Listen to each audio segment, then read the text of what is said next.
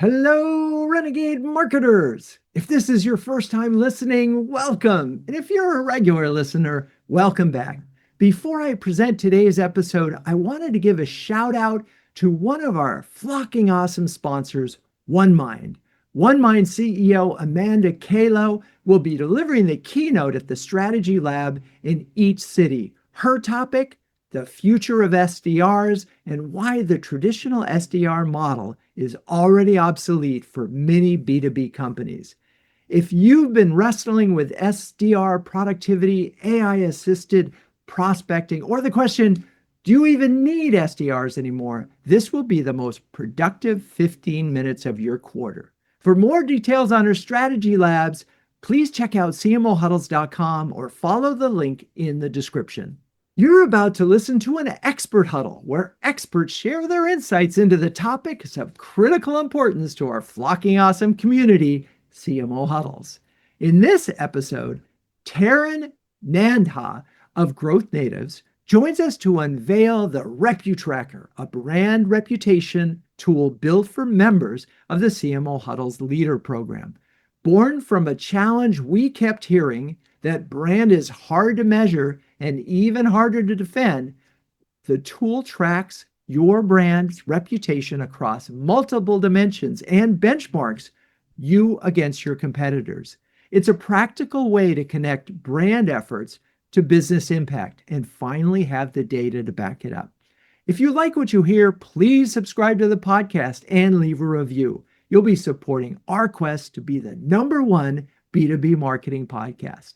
All right, let's dive in. Welcome to a very special bonus huddle in which we unveil RepuTracker, a brand reputation tracker developed for members of the CMO Huddles Leader program. RepuTracker was born out of a clear need that it kept hearing over and over again. We can't afford to have brand tracking, so we can't use the word brand because we can't show the business value of it. And so this issue of tracking brand and the value of brand just came up over and over again in huddles over the last 5 years. So without a reputation tracking tool, it's really impossible to gauge how your strategic shifts are impacting things. Like if you start spending more on analyst relationship, would you be able to show the value there other than the clippings that you got or ratings that you got? What happens if you cut your PR budget? And that should show up. And I know from others that it does. If you cut your budget and suddenly you have no PR, you're going to have less exposure online, and that is business impact. And just as importantly, let's say you have a layoff in employees. How does that impact brand perception? So to answer this and solve a major problem for a lot of our community, we built a tool just for you, and it's called RepuTracker. We're saying it's in beta because we're still tweaking some of the things, but it tracks your monthly reputation across multiple dimensions, and we'll go through all those dimensions. It also lets you compare your score to one competitor or two competitors. We put in one competitor for every member of the leader program. And then you also get to compare your score against like 200 plus other brands. I mean, it's kind of amazing. So over the next few minutes, our co-developer, Taran Nandha from Growth Natives, our partner who's helped us with so many different things, is here to sort of help understand what's behind these numbers and also answer your questions. So we're going to first do a demo, and then we're going to take your questions, both you, if you want to come on camera and ask, if you want us to look at your brand together right here, we can do that. So with that, Taran, great to see you. Good to see you as well, as always. So where are we catching you today? Oh, I'm actually in India right now. So sitting at home in my home office doing this. There you go. Well, and I know it's early there. Yeah, it's only 10:30 p.m. Yeah, 10:30, right. It's early morning. Like, how about late night? Well, anyway, we really appreciate you being here with us at 10:30 at night, and all the work that you and your team did to help bring RepuTracker to life. Literally started as a piece of paper, and now we have this live thing. A back of the envelope discussion at last year's, was it Dreamforce or like one of the conferences?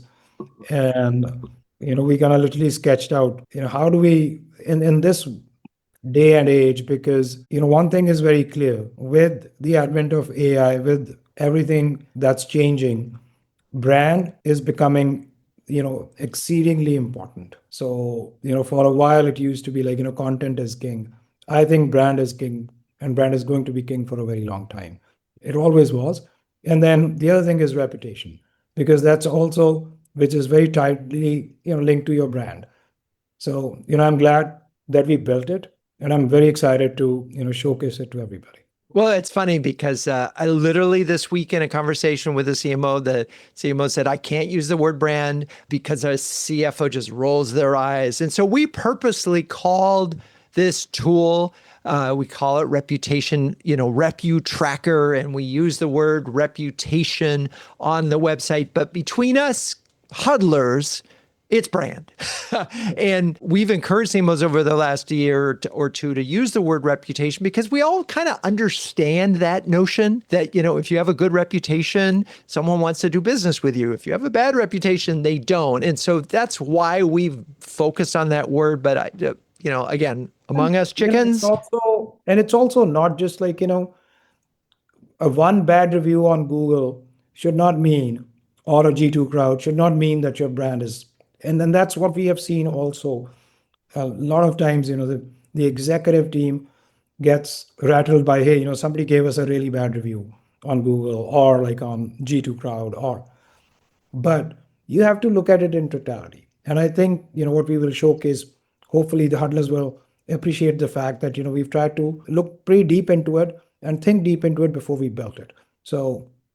Well, and let's spend a couple minutes on that. I mean, technically, it's funny, I don't know if we need to talk too much about how the sausage is made, but I do think we'll get into that. Were there some technical challenges to pull all this data together that we can share? Because again, this isn't something that took a day or two. This took several months of development work. Just in case any of you are thinking of trying to do this on your own, there's some challenges here, right?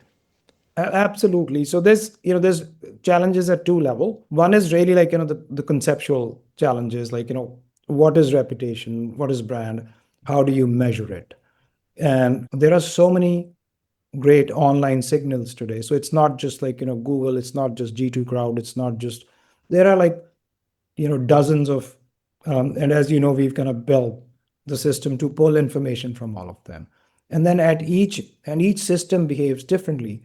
So the APIs for Google are different, the ones for Facebook are different, the ones for G2 are different. Some of them are more transparent in sharing information, and some of them are not. The other challenge was like, how do we bring parity across everyone? So, we had to obviously use publicly available sources, but things like, SimilarWeb, for example, if we use SimilarWeb to look at the traffic trends and the share of the traffic and everything else, it gives us directionally correct information. One was really like, what should be the sources, and really kind of conceptualizing how much weightage and everything we should be doing, and what is the algorithm, how do we calculate it. And then obviously the technical challenges were how many of these systems are open to sharing information, and each one of them, we have to build the connectors to build and pull data from the APIs, and then obviously the algorithm and the kind of magic behind it. I will just sort of weigh in here. Conceptually, when we started to think about this at the CMO Huddles, we did sort of think about this multidimensional tool that looked at sort of various aspects of it. This is the kind of thing that AI was quite helpful in both figuring out those dimensions and helping us sort of name them and resolve them, some of it. But what it didn't have is this where AI didn't help us is exactly which API we could use that would be able to deliver this idea and that we could plug into the system technically. So there's a lot of when you create a project like this, you have a vision and you have a lot of wishes. And what was great about working with you all is you took the vision and then you made it a reality. And so with that, I think it's worth just jumping in and showing the tool, right? Let's get into Let's do that. So I can see Katie is really wanting to see it. All right. So here we go. All right. So this isn't the landing page. You've already signed in. Okay. So we'll just say you've signed in. and talk a little bit about what's going on here, Taran, in this sort of higher level up here. Yeah. So, on the left corner, you see the overall brand score. So that's like, the aggregated cumulative score the algorithm is giving. In this case, it is Webflow. So Webflow is like, the company that we are logged in as. Obviously, each one of you will have your own login. And as you come in, this will, like, as soon as you log in, this will be the first page that you will see. The second box that you see just right off the overall brand score is the benchmark. What we are doing here is we've benchmarked against everybody else, the average score across all the CMO huddle members, basically, companies.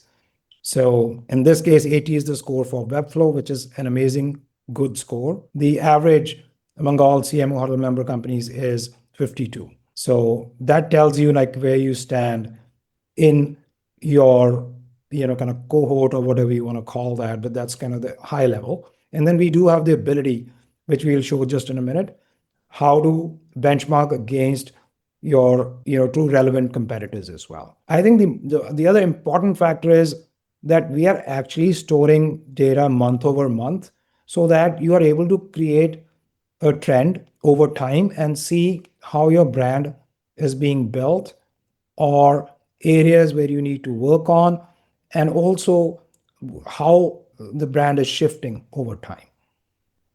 And then one of the features that I love is, so you can look at it, this is graphic, and obviously you see the graphic in this case is moving up, but you also provide the breakdown right here. And what's important in this, and again, as you're looking at this tool, I want to make sure that you're not over, oh my God, we went up 7 points or we went down 7 points.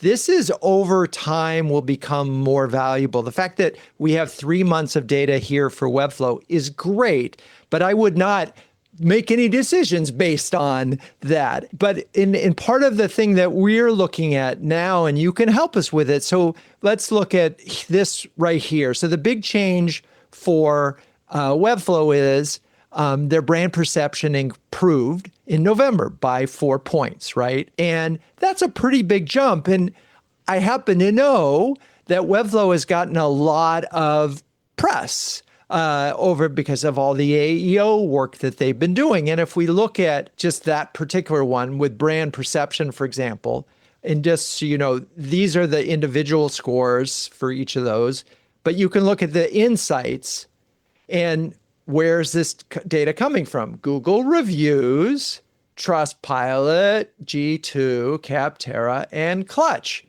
So like they're doing really well. And so they obviously had some more positive reviews that came in. So if you look at this data and you say, it doesn't match up with your reality, we want to hear about it. Absolutely. Because that's really important. And with some of the other CMOs that I've been talking to about it, as we bring up their scores, sometimes if they see a dip, for example, in brand awareness, and brand awareness is made up of news mentions and website traffic, that's SimilarWeb, and Google Trends, right? They would know if their website traffic is down because they have that data. And so we want to know, again, that there's a correlation there. But why don't you walk us through, so each of these things I started to do, should we go through like power of voice and what that means? Yeah, so, power of voice basically, is really kind of based on, so all of these are based on anywhere between 2 to 6 different inputs. And then obviously there is a, formula behind each one of these. So be it the power of voice, the brand awareness, digital engagement, brand perception, employee sentiment, all of them. So brand, the awareness, the power of voice is based on Google Trends and the SimilarWeb. The brand awareness component of it is based on Google Trends, Google News, and SimilarWeb. What we are seeing on SimilarWeb in terms of the traffic, the sources, how it is. And similarly, the brand perception, as Drew was showing, brand perception is built from Google reviews, G2, Capterra, Clutch, and Trustpilot. So let's stop there for a second on that one, because SaaS brands or brands that have more users and they're likely to get reviews are going to score stronger than, say, a services company like, KPMG may or may not have reviews like that. And so the absolute score, trying to compare yourself to Webflow, if you're a services company, is a fool's errand necessarily. And so it's discounted a little bit. You just have to recognize that this tool is gonna treat your categories somewhat differently. And, we may be able to down the road and in the roadmap, make some adjustments for that based on your category. But right now, brands like Webflow are going to have an advantage in the score. So what you really care about is your brand and your direct competitor's brand. Do not be obsessed with either the CMO averages or some of these other companies that score really, really well. It just happens that they are doing really well on the things that we're measuring that may not be measuring you in some circumstances. However, like power of voice, this is pretty true for everybody, right? Website traffic and Google Trends, that's pretty relevant. Yep. So that's power of voice, and I want to make sure we go through it. So brand awareness is, again, news mentions, website traffic, and Google Trends. So again, those are things that all brands should have some control over and impact on. Digital engagement. Just like, the number of mentions, it's also like, the quality of the mentions as well. Like it's looking at whether it is negative, whether it is positive mentions, what kind of news are you generating basically. Right. And that's where when we talk about Google Trend, the mentions and so forth right there, that's where that comes in too. So, and again, that's a little bit of the secret sauce of this tool, right? Is that you're doing some sorting behind the scenes of this. With digital engagement, some of you may say, well, Instagram isn't that important to us. And we've discounted the value of that for most B2B brands. But again, we have a weighted average here.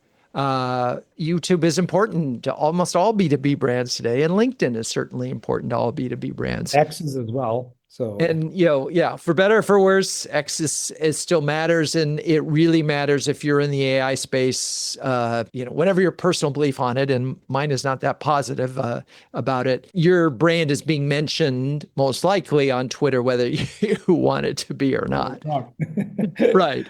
And then, so we talked about digital engagement. Let's just talk about brand perception. Okay, we already covered those things. Let's talk about employee sentiment in the source data of this. Glassdoor, Google reviews, Trustpilot, G2, again, Capterra and Clutch, right. But I think one of the things I would like to highlight here is, though you might think that these are similar to some of the other, we're using similar sources. In this case, obviously, Glassdoor is, but we are giving more weightage to Glassdoor in this than the others, because Glassdoor is the most relevant one here. And the second most relevant would probably be Google reviews, because a lot of times you do get reviews from your employees on Google as well. It's not linear in terms of, how the weightages are given. So in this case, Glassdoor has the highest weightage because that's the most relevant. And just because this is a real-time tool, I want to let's see if this, let me try something here. It's an interesting test we did. Right. So This is fascinating. This is Cisco, and just, as one employee sentiment here, there was a big drop from September to October, and they had a bounce back, but this also was the month that they announced layoffs. So that was a moment in time where we went, okay, this data is looking pretty good in terms of potentially reading what's going on out there from a validation standpoint. Now let's go to the comparison page, right? Let's do that. What's going on here? Yeah, so the comparison tab is available, and you can benchmark yourself against 3 different competitors at a time. So obviously in this case we've got Cisco, Wix, Adobe. I think we have to change. Right. Sorry about that. Let's see if I can, I'll just put Webflow back in here. Yep. Yes, exactly. Yep. So we can ignore Cisco for a minute. Right, ignore that. Yes. Let's just ignore Cisco because that would not be relevant. Right. You have Webflow, Adobe, and Wix, and as marketers, we know kind of what these companies do. So the power of voice, you can see they're pretty much similar to each other, very little difference. Brand awareness, obviously, like again, Adobe's been there for a very, very long time and still carries a lot of weight. Webflow is kind of the newer kid on the block, but does have a very decent brand awareness because it has made a good name for itself. Digital engagement, again, we don't see a whole lot of difference because they all are probably pushing hard. They all are probably getting, to the relevant folks, they're getting the likes and shares on all the digital platforms. But when you come to brand perception, then it becomes really interesting. Webflow has been making a lot of noise around AI. They've actually been doing a lot of good things, and they are not just perceived, they are actually kind of the new generation technology, and they get a lot of Adobe, we all know, has lost its sheen over the few years. The last couple of years have been really rough for them. They've also, been doing layoffs. There have been other challenges. So brand perception and employee sentiment, you can see like for the other two, Adobe and Wix is not that strong. Uh-oh. Yeah. While Webflow is kind of on fire there. So, and that's why, Webflow is ranking at 80 and Adobe and Wix are stuck at 66. So when we first looked at it, we were like, does it make sense? But when we kind of thought through it and looked at some of the information, it actually made a lot of sense. We're going to take a quick break. We'll be right back. This show is brought to you by CMO Huddles, the only marketing community dedicated to B2B greatness and that donates 1% of revenue to the Global Penguin Society. Why? Well, it turns out that B2B CMOs and penguins have a lot in common. Both are highly curious and remarkable problem solvers. Both prevail in harsh environments by working together with peers, and both are remarkably mediagenic. And just as a group of penguins is called a huddle, our community of over 300 B2B marketing leaders huddle together to gain confidence, colleagues, and coverage. If you're a B2B CMO, why not dive into CMO Huddles by registering for our free starter program on cmohuddles.com. Hope to see you in a huddle soon. I think we have a question from JD. I don't know how to answer that. We'll get back to you on that, JD. But I do know that we can just pull up your brand. So here's Tygo, and I know we have a competitor for Tygo in the system, but I don't remember off the top of my head. What is it? SolarEdge. Thank you. So and by the way, just so you know, we pulled one competitor out of, and most of the time we made the decision on the behalf of the members of the leader program. If we got it wrong, and there's a competitor that you wish we had tracked, and I think we've already shared with you who the competitor is. So, but if we look at this, we see that, SolarEdge has this, is doing better in some areas, but you're kind of aligned, where they're doing better is brand awareness and power of voice. And my guess is, JD, that you would be able to explain those things and that those would be rational, right? That would have met your expectations. And that's really important to us because, if it's showing you something that doesn't make any sense, then, obviously the meters are wrong. But so far, when we've done this, these have been directionally accurate. But more important to me would be you could click on those areas where we are deficient. Right. And I could generate actions to address the deficiency. Correct. And that's why the power of this tool, because it ought to give clear recommendations for me. And it does right there. There it is. It tells me these are 3 ideas, and I can look at them and say, these 2 make sense. This one's a little off, but these 2, and then I can go execute and then see if it works. Right. That's and the again, whole point. it's rare that you're going to be able to do something where, that effort that you did shows up that month. But if it's a focused effort and you really get into it and you published a lot of thought leadership and you were getting it picked up, for example, you should see that in the next 1 month, 2 months, 3 months. And now obviously these things should also correlate to successful on client growth and everything like this. But what is good is you at least have a sense as a result of this data that your efforts are having an impact in the marketplace. It may not be that you see an increase in a score and suddenly your pipeline is fuller, right? And the other thing I would like to mention here, Drew, is that all the recommendations, they're AI powered. So we've built AI into the tool as well. So even when we are doing the analysis, there is AI involved. And then the recommendations that we are presenting, and they would evolve over time based on the machine learning. And as more data comes in, there's actually going to be a self-learning system.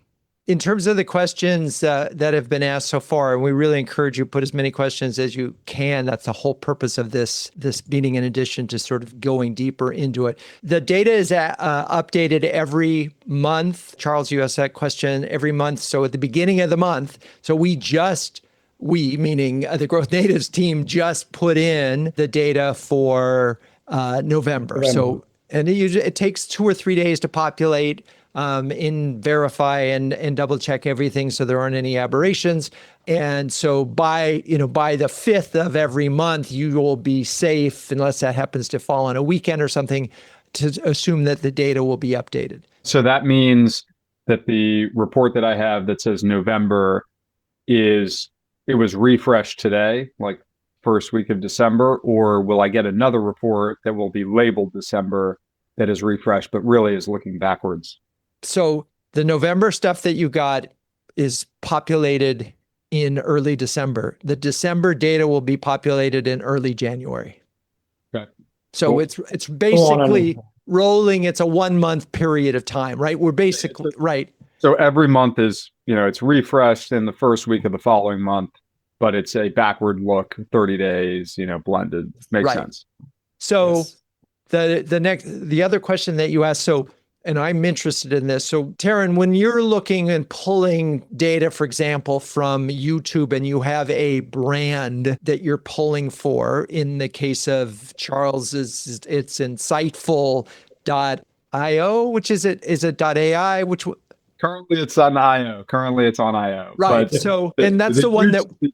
The YouTube issue, Taran, just so you know, in my case, is apparently, and I didn't even know this until a few weeks ago, that there have been 4 or 5 different profiles created on some of these platforms. On YouTube, we have 3 different pages, not all of which are officially under our control. 1 is on the old brand, 2 are on the new brand.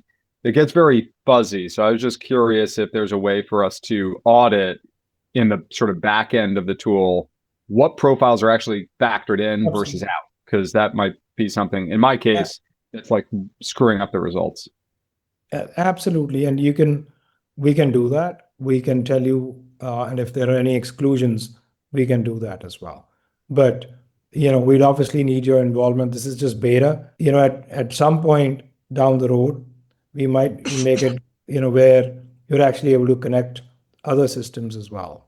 As we evolve this. So, one of the other things Drew and I have been talking about is what if, because when we were, talking about this earlier, the technical challenges and how we pull data, one of the thoughts was we'd ask people to plug in their Google Analytics into it, which we can build it.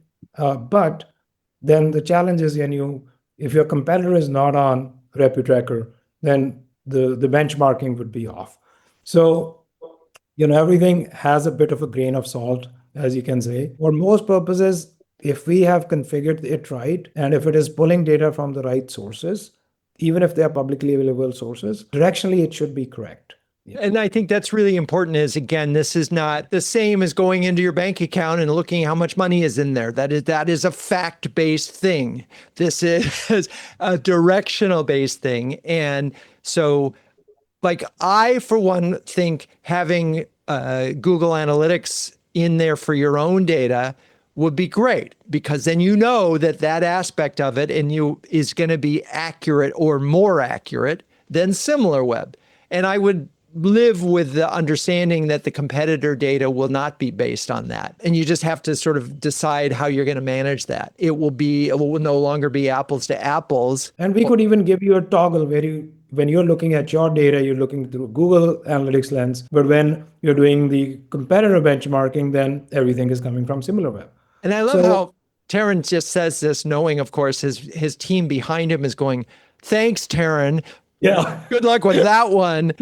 You're going to program that for us?" But anyway, yeah, I wanted to address Bindu's question from the beginning. And so I'm just going to share the screen again. So your question was about the brand awareness one. And so I just pulled up FleetCor. And so brand awareness is pulling from news mentions, website traffic, and Google Trends. And then as Taran mentioned earlier, it's not just brand mentions and news mentions, we have some sentiment scoring as well, right? And again, the secret sauce behind this thing is that we're weighting. It's not just 1/3, 1/3, 1/3. We have a formula for weighting these things. And again, that formula is consistent across not just your brand and your competitor's brand, but the whole universe of brands. So on one hand, it's nice.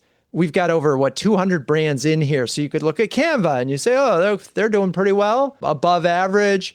And, again, you might be looking at a different category. And so it's nice to have all this data in here. Sendbird, new brand, we just added them, but they're off to a fine start. So if you change companies and you're a member of the leader program, we will add you, but it's not retroactive. Just so you know, it's just the way it is. And again, our intent is that this will be free to members of the leader program and continue to be free. And then we're working with the folks at Growth Natives to turn this into a paid product that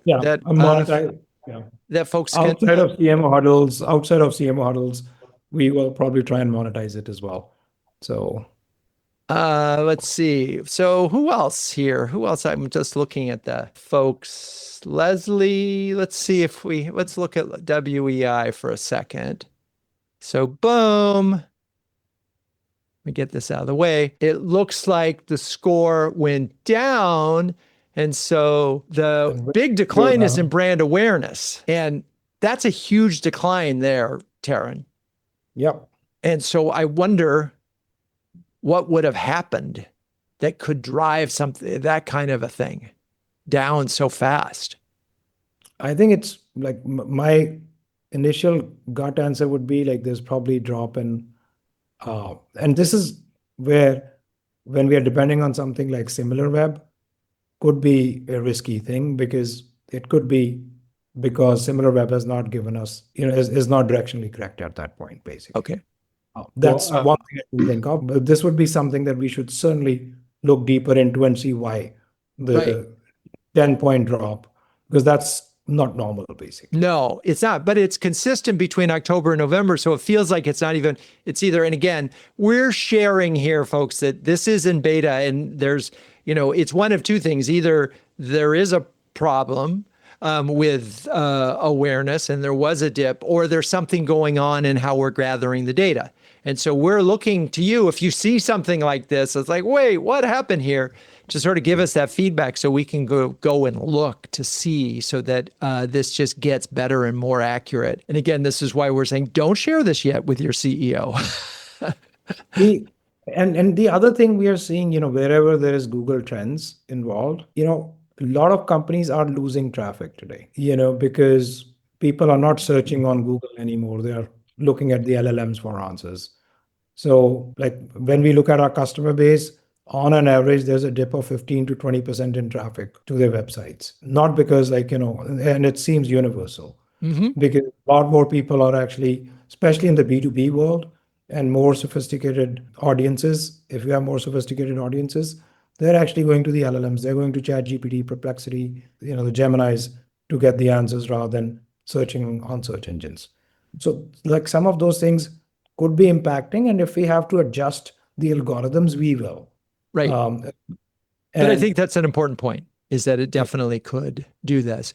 So let's give folks, we talked a little bit about Google Analytics as possibly being able to plug that in and toggle it on and off to sort of get your more accurate scores, because we know that would impact a couple of the scores. Are there some other things that you can imagine this tool evolving and adding or changing over time? So the other one would be, call it AEO, GEO trends basically as well. Because, everybody's interested in knowing how the LLMs are, perceiving them. How many times so that's going to be like another component that we are thinking of building into it. Like how referenceable are you by the LLMs? And how many times are they referencing your brand when people are searching for relevant information? Not to get folks too excited about that, but that would be amazing because it is an issue that everybody would love to have. And obviously people are paying a lot of money to Hrefs and other tools for that information in a lot of different ways. So if you can figure that out, I'll buy stock in your company. Yeah, there you go. But there are, JD, there are tools out there. SEMrush has developed something, and there are another 100 companies that are doing this as a service. So, but it's changing so fast. To JD's point, it's changing so fast that it's also very hard to. And then what we have seen, JD is like working with different customers, that it's actually fascinating on how the AI engines adoption and also their rankings for companies. Like if you put in a focused effort for a month or two, you actually start showing up really quickly. So actually it's kind of easy to move the needle, at least in terms of visibility and being referenceable by these LLMs. But my view is the number's nice, but just like the NPS in a vacuum, what is 70 versus 60? And does it really matter? Not really. What matters is the actions and acting and doing something that makes the company better. So it was your actions that sold it for me. Yeah. The recommendations. Exactly. And how you track over time. Because that's the, like if you have a tough customer base, you are in an industry where it's very hard to please people. A 75 NPS may be very acceptable, versus if you are in some place where like 95 is the benchmark that you want to achieve. When you showed me yours, Drew, when I saw mine, it dawned on me I hadn't done thought leadership in a while. And I was like, that's right. I've fallen off the wagon, hadn't done thought leadership in a while. I need to get on that. And that's what this is for. It's good. Amazing. And so I'm going to sort of wrap things up a little bit here. But again, if anybody remaining has questions for us, please, throw them in chat. So I want to sort of, first of all, just rain praise on Growth Native for taking a concept and turning it into reality, which is amazing. And I'm so excited, and seeing 3 months worth of data in this is validating the value of this to our community. I also want to say, one of the things that we try to do at CMO Huddles is sort of lead by example. And this, to me, falls into a bucket that we used to call marketing as service, or what are the things, the value add things that you can deliver to your customers that will help them some way or another. And the real inspiration from this came from a PE firm that delivered something like this to its PE companies. And I thought, well, we, CMO Huddles, need to be thinking about what can we deliver to our constituents. And as you look at a tool like this and you say, gee, what could I do for our customers that would be equal, that would have this kind of profound value and solve a major problem? And the chances are you're going to want to build it, and you're going to need a company like Growth Natives to do it, because these things are not necessarily easy to build. They're easy to conceive. From conception to reality is there's some time involved. The value of something like this accrues over time. I mean, imagine now, JD, you get back to thought leadership 6 months from now. We now have 9 months of data And you could say, oh my God, look, that's where we did a heavy thought leadership thing, or not, right? But you'll know, did it have an impact or not? And you'll have some correlation and perhaps causation, right? And I think that's where it gets really, really exciting, because in an ideal world, you would be able to take the actions that are recommended or others and have an impact, and that these things will have an overall impact and show up as a result of the efforts that you're doing in marketing. So anyway, enough preaching from up high. Taran, again, thank you for you and your team. Absolutely. The pleasure is all ours, Drew, and love doing these projects because they keep us on our toes as well, and going into the rat holes of how do we decipher reputation and brand. It was really interesting over the last few months. So, and thanks to you for your guidance. And by the way, Drew is giving us a lot of credit, but obviously it was his idea. And then he has actually been working very closely with the team, making sure that, because understanding what's important for the brands and how do you measure the brands, that's, Drew's expertise. So we've leaned a lot on him to guide the team in building the system that actually is usable and relevant for everyone. It's not perfect, but our goal is to keep working on it and keep making it better so that we can actually really add a lot of value and validation for all the marketers that are working hard day in and day out. Awesome. All right. Well, Taran, thank you for your partnership and insights. Thanks to you for joining us. Again, RepuTracker is in beta. It means it will get smarter and more useful with your feedback. So please check on it every month. Let us know if you see aberrations. Please give us feedback. That's one thing we probably should do in the tool, is add a feedback bar so that they can in real time point out aberrations. Here we are. We're making an adjustment. Yeah, that and any enhancements that you can think. We may not have thought of everything. Right. Drew. So if there are things that you think are relevant to each of these areas, and also if they need to be put on a roadmap, we can think about it. We don't want to do a lot of customizations, but we are absolutely open to ideas where if it is something that can be used by everyone or at least a large part of the community, we would certainly build it into the product. If you're a B2B CMO and you want to hear more conversations like this one, find out if you qualify to join our community of sharing, caring, and daring CMOs at CMOHuddles.com. Renegade Marketers Unite is written and directed by Drew Neiser. Hey, that's me. This show is produced by Melissa Caffrey, Laura Parkin, and Ishar Cuevas. The music is by the amazing Burns Twins, and the intro voiceover is Linda Cornelius. To find the transcripts of all episodes, suggest future guests, and learn more about CMO Huddles or my CMO coaching service, please visit renegademarketing.com. I'm your host, Drew Neiser. Until next time, keep those renegade marketing caps on and strong.